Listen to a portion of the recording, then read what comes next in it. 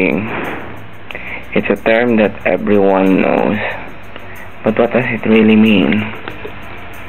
Is it that domination people wanted to have? Is it that thing that they wanted to feel belong to? Or they're just scared? Everyday people have suffered the same thing.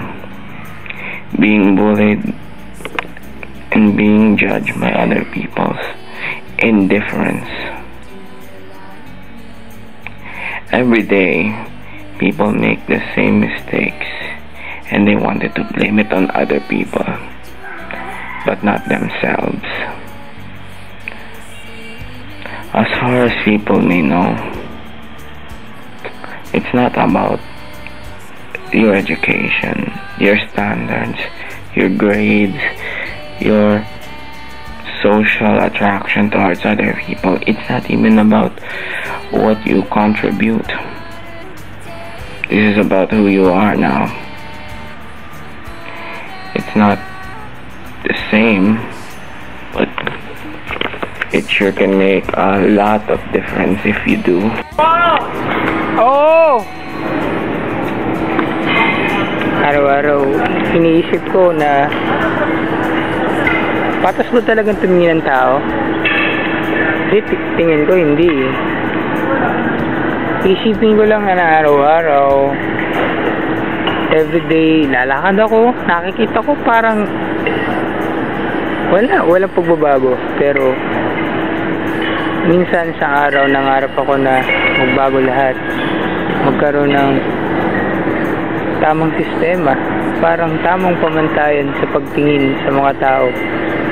Ang buhay ng isang bully, napakaraming problema ang laging dinaranas ng isang bully. Tuwing naglalakad ka, sa tingin ng tao sa'yo, para kang isang normal lang. Hindi ka espesyal. Kahit anong gawin mo, hindi ka sisikat.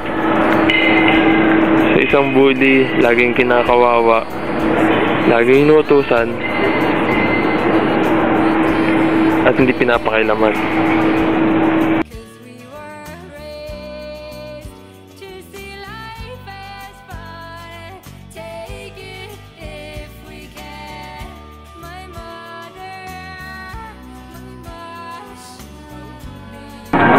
Oo, many times na.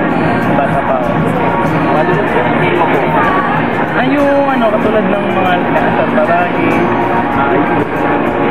napapansin ka kahit hindi ka malang masyadong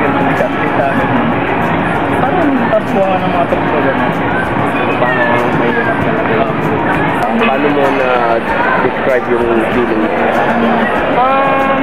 Yung kasi na rin nung mga grade school ako, of course, mayroong mga nagmamaliit sa'yo dahil maliit ka, tapos medyo mataba ka pa ng konti, yung mga matatangkad.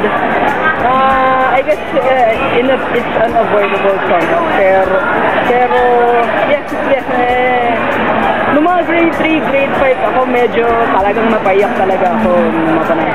High school lang nangyari sa akin, parang nag-explain sila during our retreat kasi I came from a Catholic school. Meron kami mga retreat, mga recollection.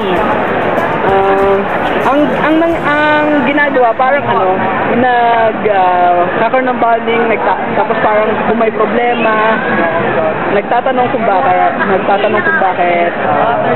bakit mo siya binubuli, parang gano'n. In-explain nila kasi parang it's more of parang napaka-aloof ko, which is I could understand kasi I have the tendency talaga na medyo mapaglayo ng konti ng tao. Kasi parang naisip ko talaga parang since then is kapag